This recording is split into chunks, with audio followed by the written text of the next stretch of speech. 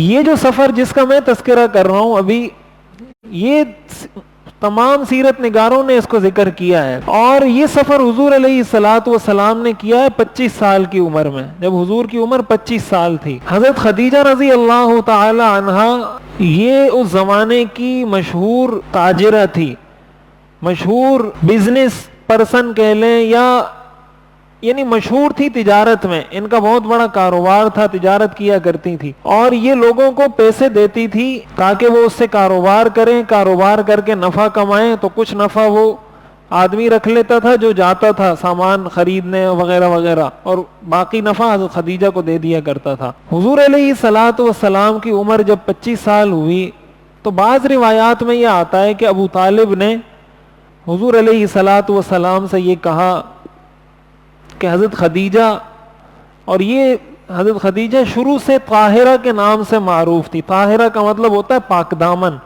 پاکیزہ عورت۔ حضرت خدیجہ شروع سے عرب میں مشہور تھی کہ یہ بہت نیک اور پاک دامن خاتون ہیں۔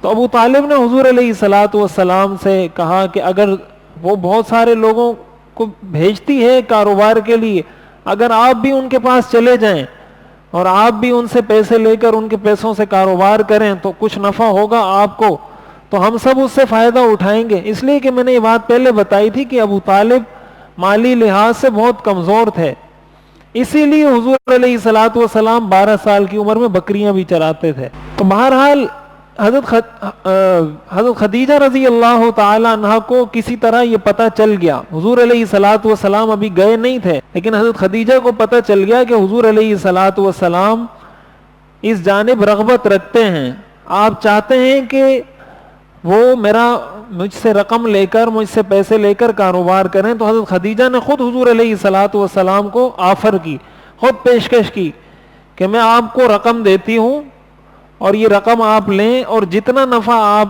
میں عام لوگوں کو جتنا نفع دیا کرتی تھی اس کا ڈبل نفع آپ کو دوں گی۔ ان کو ساتھ بھیجا تھا کہ تم بھی ان کے ساتھ جاؤ۔ تو انہوں نے راستے میں حضور علیہ الصلوۃ والسلام کے بڑے عجیب و غریب معجزات دیکھے، بہت سی ایسی چیزیں دیکھی، آپ کے معاملات دیکھے۔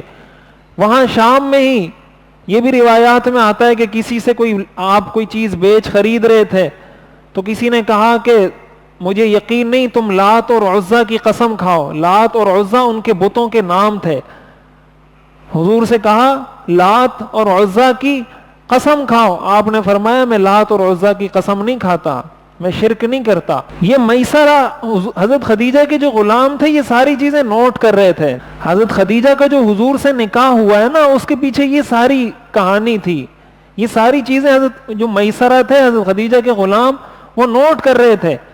پھر آپ کے معاملے کی صفائی، وہ ساری چیزیں انہوں نے نوٹ کی۔ جہاں جہاں حضور علیہ الصلوۃ والسلام جاتے تھے فرشتے بادل کی شکل میں حضور علیہ الصلوۃ والسلام پر سایہ کرتے تھے۔ جہاں حضور علیہ الصلوۃ والسلام جاتے تھے بادل حضور علیہ الصلوۃ والسلام کے ساتھ ساتھ جایا کرتے تھے۔ یہ چیزیں بھی انہوں نے نوٹ کی۔ حضرت خدیجہ پڑھی لکھی خاتون تھیں، ان کو پہلے سے پتہ تھا کہ ایک نبی نے مبعوث ہونا ہے، اور کئی دفعہ حضرت خدیجہ پہلے یہ کہہ چکی تھی کہ وہ جو نبی مبعوث ہونا ہے وہ یہی شخصیت ہیں۔ حضرت خدیجہ پہلے سے پیشن گوئی کر چکی تھی۔ تو یہ ساری چیزیں جب انہوں نے دیکھی تو حضور علیہ الصلوۃ والسلام واپس تشریف لائے، اور اس سے پہلے حضرت خدیجہ کو کاروبار میں جتنا نفع ہوا تھا سب سے زیادہ نفع اس دفعہ ہوا جب حضور علیہ الصلوۃ والسلام ان کے لیے تجارت کر کے وہاں سے واپس تشریف لائے۔ حضور علیہ الصلوۃ والسلام نے جو بھی نفع تھا اپنا حصہ رکھ کر حضرت خدیجہ کو باقی رقم واپس کر دی۔